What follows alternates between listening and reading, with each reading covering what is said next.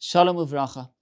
V'chashlu ish be'achiv k'mipnei cherev ve'ein rodeif. The pasuk tells us that in the time when the teichacha will be fulfilled, when the admonition of our Parashas Bechukosai will be fulfilled, then one will trip upon the other, even though there's nobody chasing them, as though a sword was there, and they will die one upon the other without an enemy in sight. And whether we wish it or not, almost involuntarily, this pasuk brings us back to the terrible calamity, disaster that befell us last week at Meron, when one tripped upon the other, one fell upon the other, there was nobody chasing them, and nevertheless, one fell upon the other and caused each other's death until 45 Tahirim and Tzaddikim were killed in Meron last week. Such a terrible disaster, a terrible calamity that this pasuk recalls.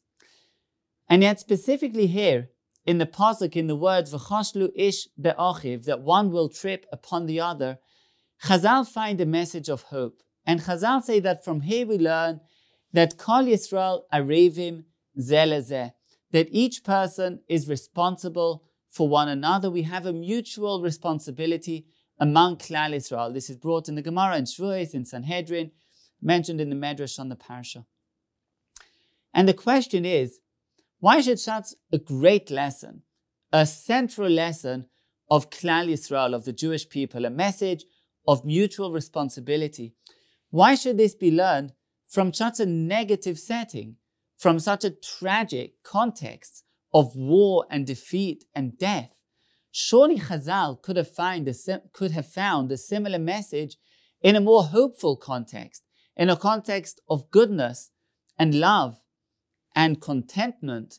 Why in such a negative context did we have to learn such a vital, such a central lesson? But I think that the simple answer to this is that when things are good, then it's easy to take credit. We're always the first. We're always trigger happy to take credit for the good.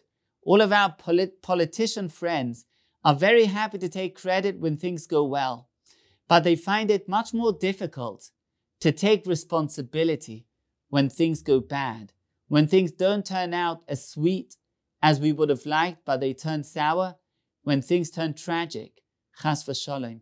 And perhaps that's why Chazal teach us this crucial lesson of mutual responsibility, specifically in a context of tragedy, of calamity.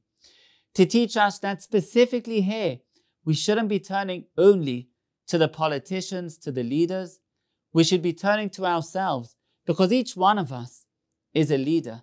Each one of us has responsibility not just for himself and for his family and for his close circles, but also for broader circles, for his community, for his neighborhood, city, and for his people, for his nation. And that's the idea of the mutual responsibility, of the arvus that Chazal teach us in this pasuk, V'chashlu ish be'achiv. But in order to feel responsibility, in order to really believe, to really sense, to experience responsibility for others, then we need to feel a closeness with them, a connection to them. We need to have a relationship with them. Without this, we're not going to feel any sense of responsibility, any sense of accountability. And that requires a connection, a sense of feeling, a sense of relationship. And I know that there are many lessons and many ideas that are being discussed in the wake of last week's disaster. But I think perhaps the most simple idea, the most intuitive, the most direct idea that we can learn from this terrible event is this very idea, the idea of connection, the idea of togetherness. Those people who died, the 45, they didn't have any connection one with the other. They came from all walks, all sides of Jewish society, Hasidic or Litvish, modern Orthodox, religious Zionist. They came from all walks of Jewish life. And nonetheless, they died together. V'chashlu ish be'achiv. To teach us that we need to feel together. We need to feel the connection, the relationship between each and every one of us. And when did this happen? On the day of Lag BaOmer, on the day that the disciples of Rabbi Akiva stopped dying from the plague that was caused by their not because they didn't pay due respect to one another. They had differences. We all have differences between us. But in situations of differences, we're charged with showing each other appropriate respect, notwithstanding those differences. The Talmudic Rabbi Akiva didn't live up to that duty, and they died up to Lag BaOmer. This is when they stopped dying. And specifically on Lag BaOmer, we experience this unbelievable disaster, this unbelievable tragedy, calamity. On the day of Lag BaOmer, when they stopped dying because they didn't pay mutual respect. What stronger lesson can there be than our duty, our obligation to pay respect to one another, to have relationship with each other, a relationship that demands respect, and not with those that we identify, that we agree, that everything between us is synchronized, but with those with whom we disagree, with those with whom we have deep differences, differences in outlook, differences in state of mind, differences in how we believe we should conduct ourselves.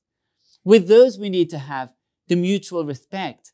With those we need to take responsibility. With those, Chazal tell us, Kol Yisrael arevim ze lazeh. Each one of us is responsible for the other. If we can only learn this lesson, internalize it, understand that specifically in times of trouble, of strife, in times of calamity, we need to think about our own small leadership roles of taking responsibility, of being respectful for one another. Then this can spread out. Yes, the personal can become the political. What we do on a personal level can have tremendous influence on spheres that we can't even imagine, that we can't even know. Begins at home, begins in community, begins in the society that we belong to specifically give the respect to those with whom we don't always agree, to those with whom we have differences. And if we're able to do that, so Mircha Hashem, Kadosh Baruch Hu, Yom HaLetzaruseinu Dai, Kadosh Baruch Hu should say enough, stop to our troubles, to our disasters, Chas v'Shalom, and we should be Zeicha, we should merit the Geula Shalema Bimhera B'Yameinu. Amen. We should have a wonderful Shabbos.